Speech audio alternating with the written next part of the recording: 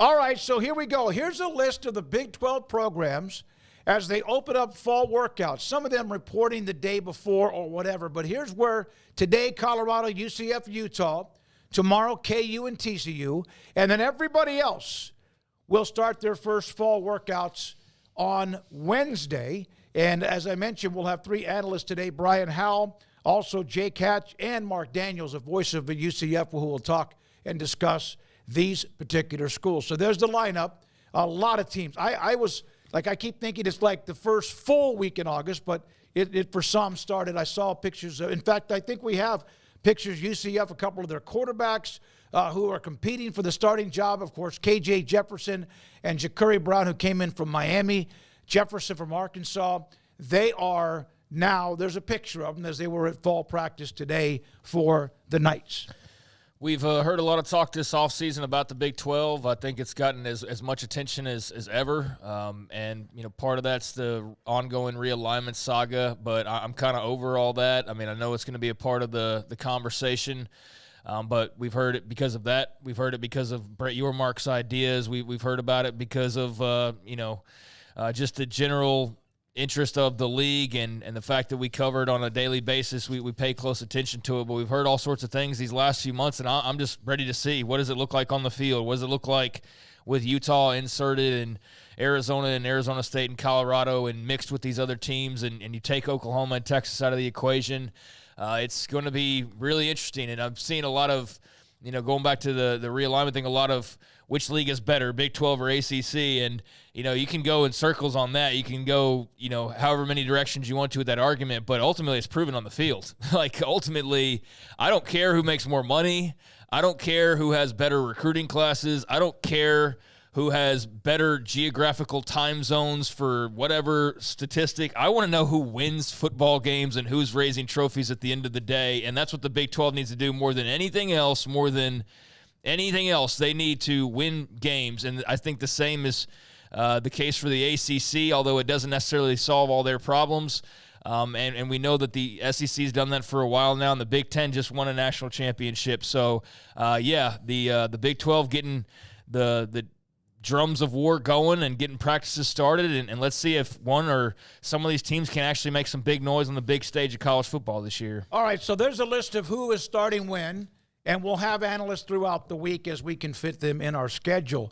DeQuan Finn was one of, I think it's 14 players from the Big 12 who's a part of the Maxwell preseason watch list. Now, there's a lot of lists that will be giving out their watch list over the next several days, including into next week. Today, the Maxwell Award, 14 players from the Big 12, including DeQuan Finn, are a part of that list, and he's getting a lot of hype. We might have DeQuan, by the way, join our show tomorrow. Just quickly, the names included, again, there's like 80 players overall, but you have DJ Giddens, Taj Brooks, Noah Fafita, Ollie Gordon, Garrett Green, Corey Kiner, DeQuan Finn, KJ Jefferson, Cam Rising, Shadur Sanders, Jalen Daniels, RJ Harvey, Avery Johnson, a note on him in a minute, and Devin Neal. No surprises with those names being on the Maxwell Award preseason watch list.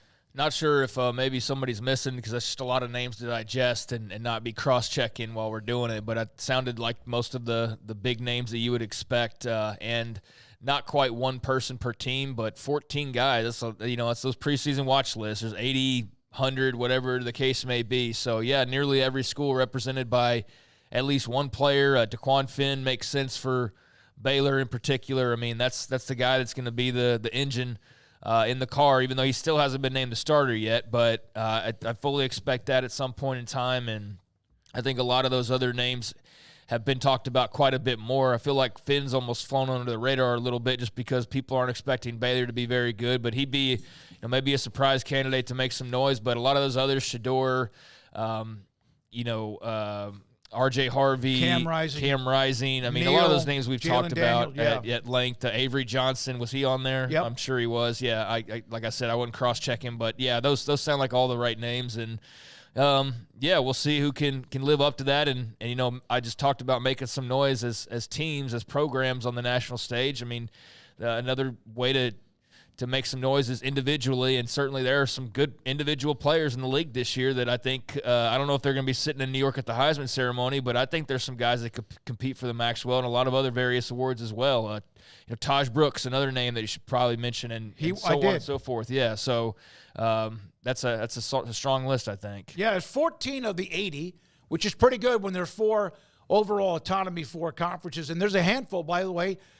Genty at Boise State, Motti at Texas State, and a few others that are not a part of what is the Autonomy 4. I thought this is just cool to bring up. Keenan Hall, running backs coach at Baylor, is on a heater, as is Baylor, when it comes to recruiting. They got a class of 2026 commit. That's a long time down the road, and a record-breaking running back, Ryland Morris, over the weekend. Keenan Hall put this up. I am a product of my environment, South Oak Cliff and South Dallas. I refuse to let my upbringing define me. There were plenty of opportunities I could have gone down the wrong path, but God kept me on straight and narrow. I'm the new standard. I broke the cycle. I'm the change, earned, not given. So there's Keenan Hall. Thought that was pretty cool for Keenan because he came out of an area that, again, statistically you don't know.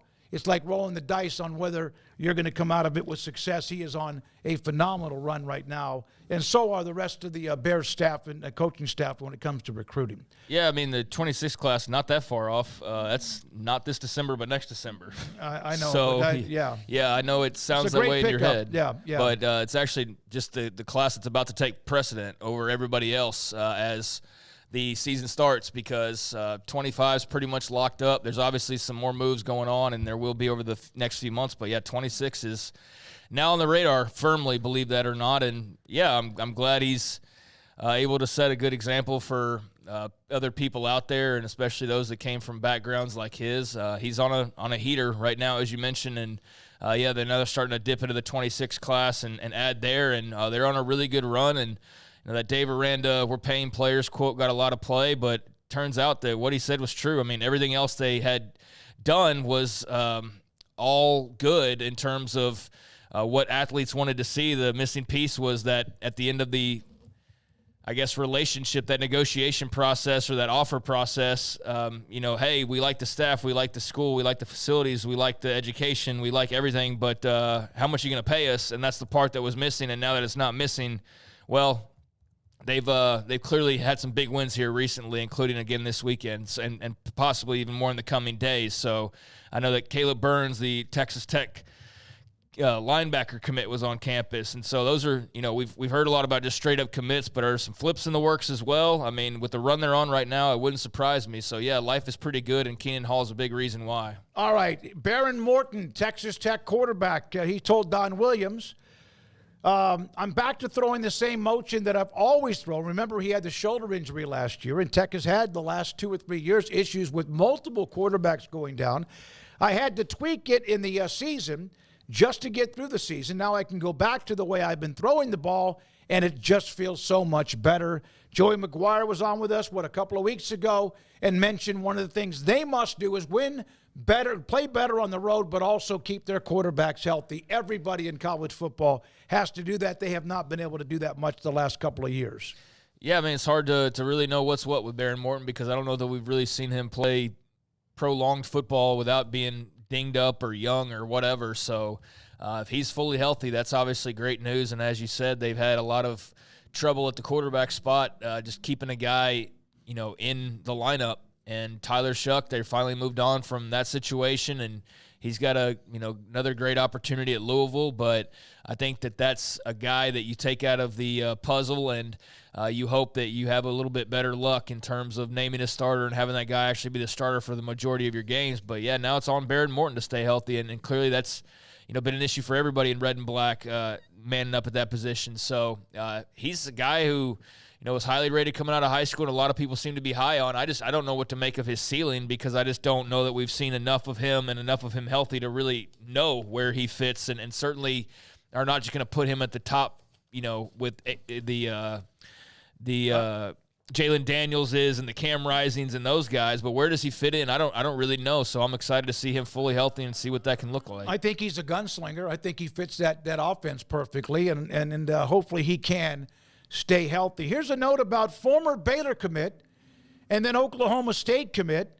and now TCU commit, Schobel from Columbus High School. He was committed to Adam Schobel, committed to Baylor, then Oklahoma State, now TCU. His father, Matt, was I think a tight end at TCU. His uncle, Aaron, was a defensive end. They both played in the NFL. He now has gone with a little tour around the Big 12. This is probably officially, you would think, his landing spot with lineage at TCU. I would hope so. Spot number three, I would hope this is the landing spot. This is also part of why I don't like interviewing recruits as much. We sit here and had a big old conversation with his dad, who's his high school coach, and big old conversation about Baylor and this and that, and that was, 7-8 months ago, and then he's 2 schools later. So that's why we don't always love talking to commitments as they happen.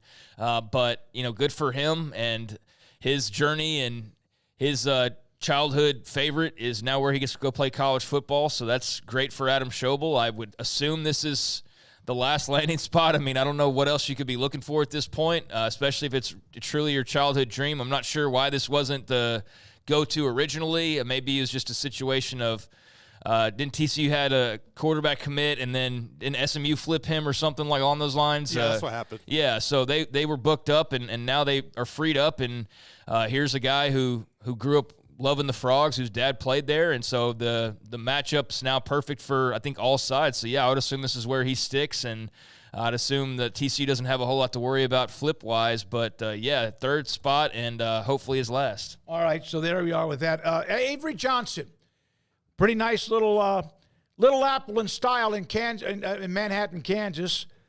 Custom, one-of-a-kind, lavender Corvette. That is so sweet. That's Avery Johnson, quarterback at Kansas State, showing off an NIL deal for him. And that's very cool. I mean, really they love cool. the lavender up there, and I know that there's other people trying to get it more incorporated into uniforms and things like that. Seems like it would be a pain to get in and out of on a daily basis, but I'm sure you're not really thinking about that once you're inside of it. So, yeah, that's pretty sweet, and no denying who the big, tall, long blonde hair and a lavender, what was that car? What was Corvette. it? Lavender Corvette. Like, yeah, no denying who that is when they're driving down the street or when they get out of the car. So, yeah, definitely one-of-a-kind player and vehicle in Manhattan, Kansas. TCU is looking at bringing on Dana Holgorsen as a part of their staff. He, of course, the former head coach at West Virginia and Houston. There were thoughts that he might look at other particular schools. I think even – I'm not sure if it was Oklahoma State or somebody else involved, but TCU's already had former Boise State head coach Andy Avalos, and then also linebackers coach Ken Wilson. They're on the staff. Houston will play at TCU October the 4th. I saw Joseph Duarte put that up, targeting former Houston and West Virginia head coach Dana Holgorsen to join Sonny Dykes on his staff. Yeah, I don't know this late in the process kind of why that wasn't something you did in spring. Maybe Dana just wasn't interested in it, or what. I just I'm curious about just the timing of it. But with the season here, like if you're going to make a move, now's pretty much the last time to do it. So I'm sure it's potentially a really nice gig for him to get some football work in and not just be totally on the sidelines throughout football season. I know that's hard for a lot of coaches when they lose a job or when they step down or whatever. That first season without having all that activity can be a bit weird. So I'm sure Dana's enjoyed that, but as the season nears, also probably interested, or at least have people interested in wanting, his talents, his services. So I think that'd be a solid move for Sonny Dykes and the Frogs. Obviously a bit of a Texas Tech reunion there from Leach's old staffs. And, yeah, I think that makes sense for a lot of reasons. And Dana obviously knows the Big 12 about as well as anybody. So that checks a lot of boxes and would be a good one for Dykes and the Frogs. All right. Now, during the time when it was a mess for the Pac-12 and during the time when there were a lot of reports that everything was going to be fine because of what the Pac-12 university presidents, ADs, or whoever was saying, and one guy that we thought maybe took a pot shot at us or two, which is fine, John Canzano does a podcast with John Wilner, who we've had on many, many times. He wrote an article, and it says, were the Pac-12's ears ringing, Pac-2's ears ringing at Big 12 Media Days? And here was a quote from an article with Washington AD Pat Chun.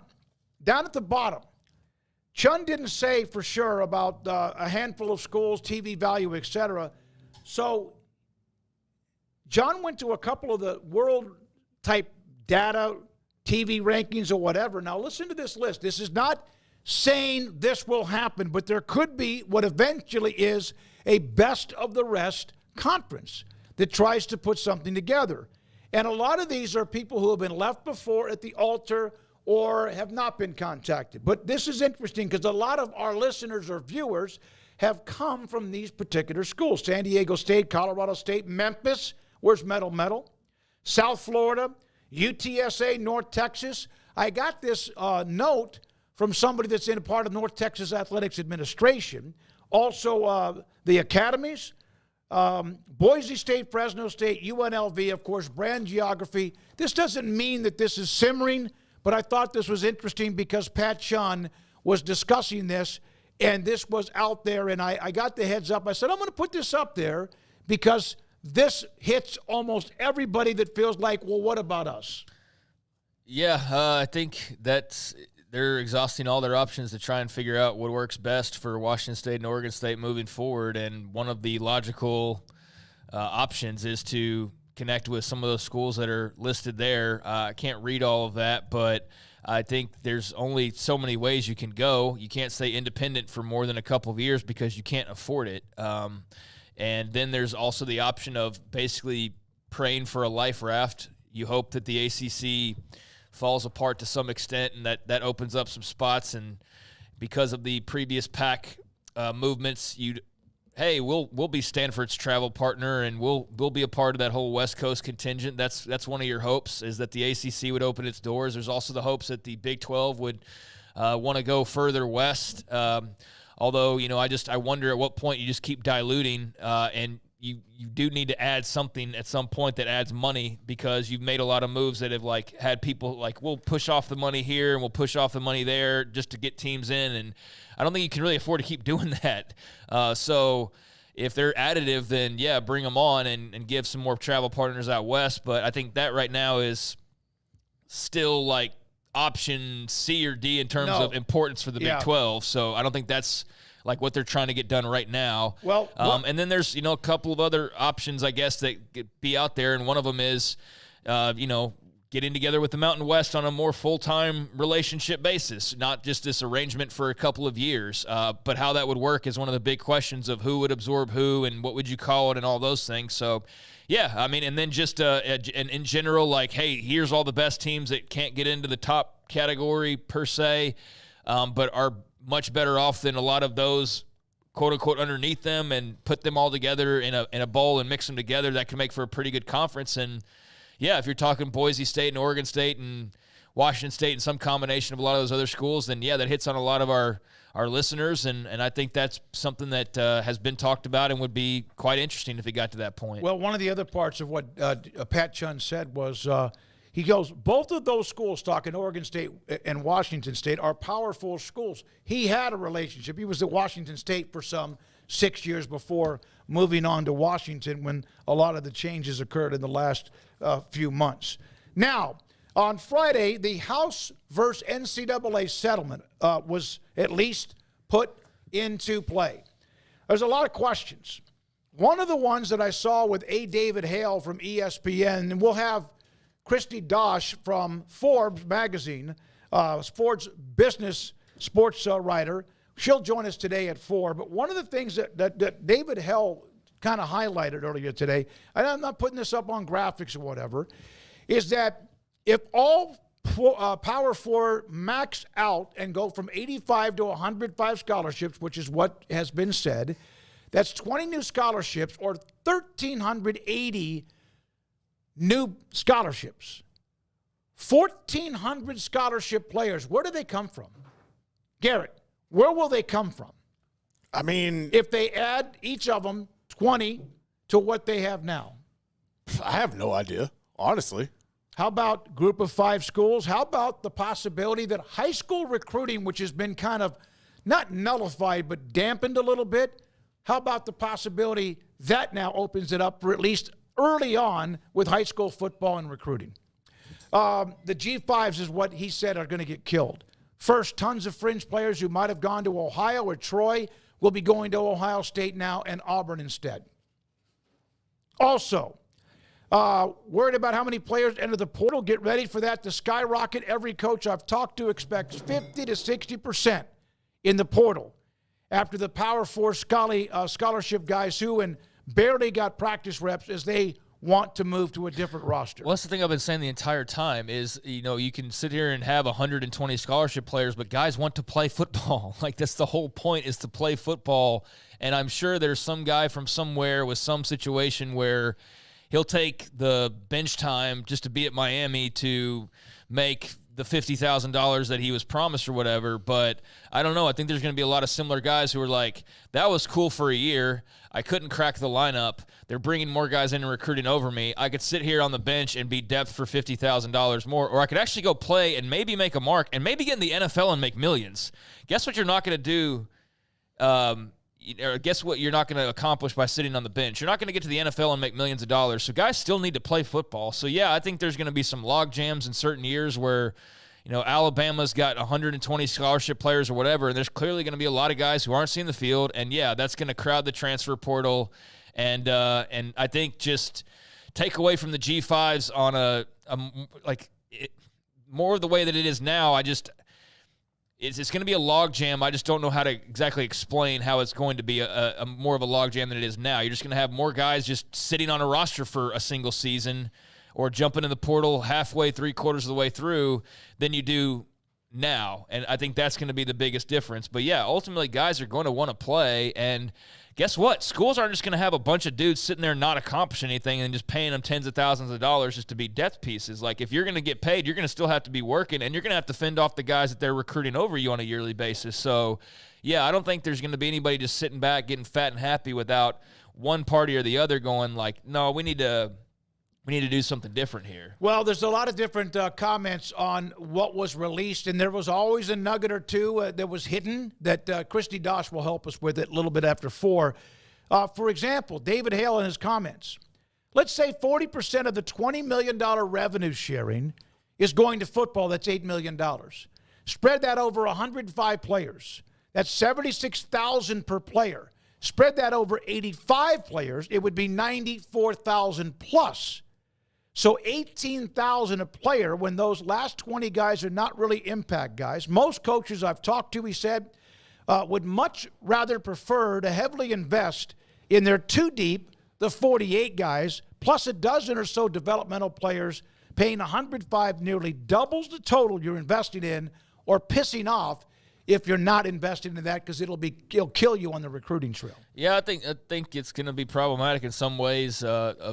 For example, as you mentioned, just the bigger schools loading up and having 20-plus guys they wouldn't have had otherwise, that otherwise might have been at Georgia Southern or Southern Miss or whatever. Yeah, I think that's going to be problematic, but I don't think it's just going to stay that way. There's going to come issues with that. Like I said, like guys sitting on the bench, not getting playing time, or you're paying money to a guy who's not worth that money after a year or so. So, yeah, there's some complications. There's no perfect answer on how to sort all this out, and that's why there's been a lot of back and forth about the roster limits themselves, and I don't quite know where to fall on it, because I think having 105 full scholarship guys is pretty silly. I don't think that's necessary. I think NFL teams get by with half that on a weekly basis, and I get that their setup's a bit different, but I don't think you need 105 guys on scholarship, but I also think it's great for the players. It is going to create some problems, though, and that could be stuffing your cabinets full of talents to keep them away from other teams or what. But, yeah, the G5s are certainly standing in line, surprise, surprise, to be the most negatively affected by this, because a lot of guys who otherwise would be at that level and getting playing time will be for a year, sitting on LSU or Baylor or Texas Tech's roster in the, fourth string spot, and then hitting the portal in the spring after they make a cool $20,000 or whatever it is to be on that roster. So, yeah, there's going to be a lot of interesting portal activity come this fall when we see how that starts to actually operate and work out. He said the long story short, the impact on budgets, transfers, G5s, walk-ons, end-of-season depth is going to be dramatic across the board, likely to take effect a year from now, meaning coaches already recruiting with this in mind despite having zero idea what details will actually look like. Fun times one of the things about this that we also need to look at, it's the same thing with the college football playoff expanding to 12. Can we let it go through one time and then react accordingly? Of course, college football has been reacting accordingly now for the last the last 3 to 5 years. Ross Dellinger had this one. Boosters are prohibited from entering into NIL deals with athletes unless they can prove with agreements are genuine with rates that align with similarly situated individuals with comparable NIL value. Now, this has been at least discussed over the weekend about what all this means. Initially, it looked like any kind of booster that wants to do an NIL deal with an athlete, it would have to kind of like, I guess, pass the smell test. This is not those involved with NIL. This is if you're a specific booster, and there was concerns that if anything over $600 would have to kind of go through the system. I think this is a lot less of a deal than people thought, and we will have a couple of NIL collectives on this week to discuss it from what they're hearing too. Now, players who have been in college football for the longest as we enter the 2024 football season. We've discussed a lot of these young men. How about this one? 9 years. Remember, we've discussed this. Cam McCormick, tight end, Miami. Cam Rising, Utah. Also, Jermaine Lole, who's been at 2 or 3 schools, including from Arizona recently to Texas.